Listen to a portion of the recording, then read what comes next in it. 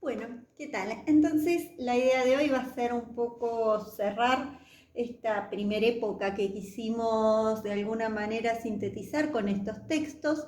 Uno de ellos es un texto que podríamos decir inicial, clásico, al que ya se ha convertido en un clásico, que es el texto que yo les decía, de Pablo Piné, preguntándose y retomando quizás una posición de quienes venían haciendo en esta propuesta de relectura de Foucault, planteando, me refiero a Fernando Álvarez Uría y Julia Álvarez, proponen para España hacer una arqueología de la escuela. ¿Qué quiere decir? ¿Que van a ir a ponerse como el Cucharín? No, lo que ellos proponen es tratar de analizar los distintos modelos y estas distintas tramas. Vieron que cuando un arqueólogo se pone a investigar encuentra vestigios, pero esos vestigios le permiten al arqueólogo rearmar una trama de relaciones. Bien, y entonces dice, bueno, se van a preguntar ellos, dice, mostrar que la escuela primaria, en tanto que forma de socialización privilegiada y lugar de paso obligatorio para los niños de las clases populares, es una institución reciente, cuyas bases administrativas y legislativas cuentan con poco más de un siglo de existencia. Lo estaban escribiendo en los 90. ¿Qué quiere decir? Este nuevo fenómeno del siglo XIX, que fue la importancia de la escolarización, que está vinculada, como va a decir Piné, esta idea de la escuela. ¿Y por qué él dice que decir escuela es decir educación, o decir educación es decir escuela? Si no, fíjense en los espacios que se dice de educación continua, ¿no? ¿Qué sé yo? Las academias de inglés, los talleres de arte, ¿no? Cuando se quieren sistematizar y demás, toman la lógica de la escuela. Entonces, uno pasa por cualquier academia de inglés, que como es un espacio privado, libre, podría tomar otra lógica totalmente distinta, hacer lo que quisiera. Sin embargo, ¿no? Fíjense hasta cómo se colocan los bancos, ¿no? Cómo se arma esa escenografía, esa estética, ¿no? Que retoma la estética de la escuela. Y entonces la pregunta sería, ¿por qué? ¿Qué es lo que plantea Pablo Piné, ¿no? Dice, la escuela se convirtió, ¿no?, en una forma hegemónica, ¿no?, capaz de hacerse cargo de la definición moderna de la educación. Y otro eje al que ya nos habían hecho pensar en esta trama que decíamos, armar la trama, ¿no?, es, primero, Piné dice, voy a definir qué es una escuela. ¿Ah? Y luego uno preguntarse, ¿para qué? Y bueno, ha tenido una cantidad, pero desde la historia original, en donde se consolida el Sistema Nacional de Educación, a partir de, les voy a dejar un texto sobre Provincia de Buenos Aires para que vean cómo previo a la nación ya estaban implementándose medidas que después van a ser la base de este sistema y de estas ideas sarmientinas y que después se van a vincular con esta idea de una profesionalización del rol docente. En ese que está vinculado obviamente a todo el sistema de las escuelas normales, ¿no?, que sería toda esa primer tradición hasta los 20 aproximadamente, en donde se empieza a dar otra tradición más vinculada a la escuela normal. Entonces, la idea sería preguntarnos, ¿para qué? Y unos dirían, bueno, como un dispositivo para construir ciudadanos, ¿no? Por otro lado, para disciplinar y construir trabajadores para esta nueva sociedad capitalista que estaba surgiendo. Como un espacio en donde el sujeto tiene el derecho a la educación, ¿no? En esta visión que deriva de aquella tradición liberal, ¿no? Ese sujeto es libre, y por lo tanto tiene que ser libre de pensar. Y ¿se acuerdan cuando hablábamos de Kant, ¿no? Esta idea de pasar a la mayoría de edad? Entonces, y por el otro lado, cuando hablamos de escuela, hablamos de cómo definimos a quienes van a estar adentro de la escuela, quienes van a asumir la práctica de la educación. La educación es un concepto abstracto, ¿no? Es como la justicia, ¿no? Lo vemos en cómo se organiza un sistema educativo, que a su vez lo vamos a analizar en prácticas educativas específicas, que tienen que ver en nuestro país con las prácticas escolares, ¿quiénes las ponen? ¿Qué actores funcionan en esas prácticas? Los docentes y los estudiantes. Y entonces, ahí habría que tratar, y para eso ustedes tienen psicología, de ver qué concepción de niño, de niña, de niñe se fue planteando a lo largo de la historia, ¿no?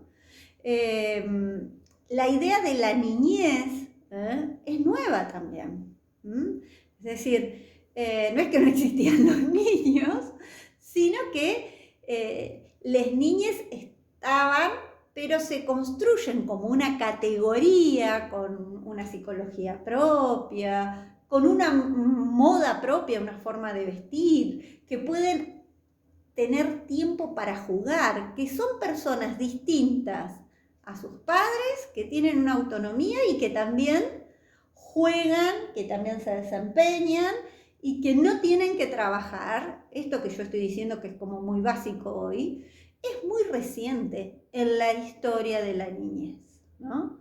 Entonces, todo esto también hay que tomarlo en cuenta, es decir, cómo estamos definiendo la niñez, cómo estamos definiendo a la juventud, que son quienes ponen en práctica, quienes van a ser los actores de estas políticas, ¿no? Los receptores de estas políticas públicas.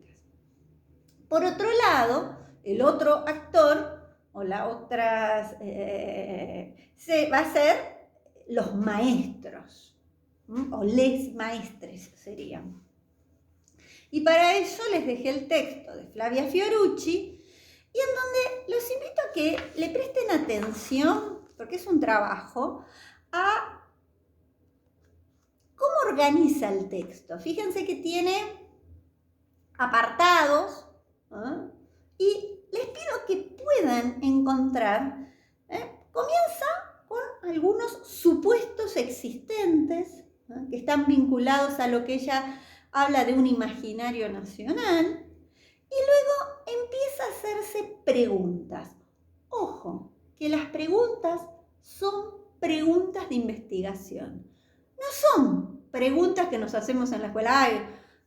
¿Se nos va a caer el techo? ¿No se nos va a caer el techo? ¿Habrán arreglado la calefacción? ¿No habrán arreglado la calefacción? Esas son preguntas cotidianas, diríamos. Pero para que esas preguntas del mundo cotidiano se conformen en preguntas de investigación, tienen que ver con matrices de pensamiento, matrices desde distintas teorías científicas, diríamos. Pongan científico mucho. Entonces dice, ¿cómo el Estado, fíjense en la primera página, logró en poco tiempo crear un grupo de docentes capaz de sostener un sistema que se cree tan exitoso y de consecuencias tan positivas en la historia nacional? ¿Qué rasgos asignaron a este proceso? ¿Qué objetivos se privilegiaron? Esas son sus preguntas de investigación. Ella dice, bueno, genial, aparece una legislación, aparece un proyecto de país, y dentro de ese proyecto de país la educación es el motor, uno de los motores imprescindibles para poder pensar en sacar de la barbarie a la población, ¿no? Ilustrar al ciudadano y convertirlo a esa persona en un ciudadano que conozca sus deberes, conozca sus derechos, que defienda, que tenga una conciencia nacional y que también sea o productor o consumidor y que sepa las reglas de juego de la sociedad capitalista, ¿no? Es decir, convertirnos en alguien que podamos vivir en esta sociedad, ¿no? Y entonces aparece este dispositivo, que es un dispositivo que no era del Estado, sino que el Estado, como monopolio de este dispositivo, lo tiene que pelear, que salir a pelear. ¿Con quién? Con alguien que lo tenía anteriormente, que era la Iglesia. Entonces, dice, bueno, hacemos la ley, todos creemos que es así, pero ¿quiénes se van a hacer cargo? ¿Cuáles van a ser los funcionarios del Estado? Nosotros, les docentes. Entonces, ¿cómo se hace para armar esos docentes? Entonces dice, hacia 1930 las escuelas normales habían expedido un total de 50.000 diplomas entre profesores y maestros normales. Piensan que antes, 1892, en Argentina había 7.054, o sea, de 7.054 a 50.000 pasamos, ¿no? De 7.000 a 50.000. Fíjense que en estos años muy poquitos, ¿no?, en donde, decíamos, se está conformando esta primera etapa del Estado Nacional, provincia de Buenos Aires pierde pierde parte del territorio. Ciudad de Buenos Aires, actual Cava, anteriormente era donde estaba la capital de la provincia, ¿no? Cuando se produce el proceso de federalización, pasa la Ciudad de Buenos Aires a ser capital federal y a instituirse esta idea de provincias y nación, ¿no? Y entonces, allí empieza a aparecer tensiones y demás, pero también, ¿quiénes se van a encargar? Y entonces, son las escuelas que hoy serían las secundarias, ¿no? Los bachilleratos, los famosos colegios nacionales, por un lado, y el otro espacio de escuela secundaria eran las escuelas normales. ¿En qué consistían las escuelas normales? En formar estos futuros funcionarios del Estado, quienes eran como funcionarios la cara del Estado. Es decir, quienes van a estar a cargo de una función imprescindible que va a tener el Estado Nacional, que es la conformación de la educación, ¿no? Entonces, nuestro sistema educativo está ligado a todo este sistema de una política liberal, de una política oligárquica, de una política que recupera y que que sintetiza esta idea de Sarmiento entre civilización y barbarie. Entonces la educación era una función civilizatoria frente a un otro que era la barbarie, ¿no? El que había que educar o había que invisibilizar directamente. Entonces, como no tenía lugar, no se lo nombraba, se lo mataba directamente, ¿no? Entonces, ese sustrato nacional es en el que se consolida y se arma nuestro primer sistema nacional de educación, y a partir del cual podríamos decir la primera, si podríamos decir una primer gran política educativa, ¿no? Que fue una política de Estado, porque no implicó solo una presidencia, sino que uno la podría llevar a las primeras décadas del siglo XX. Bien, entonces les dejo estas dos lecturas, les voy a dejar una película, les voy a dejar un texto, ya se las había dado, y vamos a continuar un poco con peronismo. Chau, chau.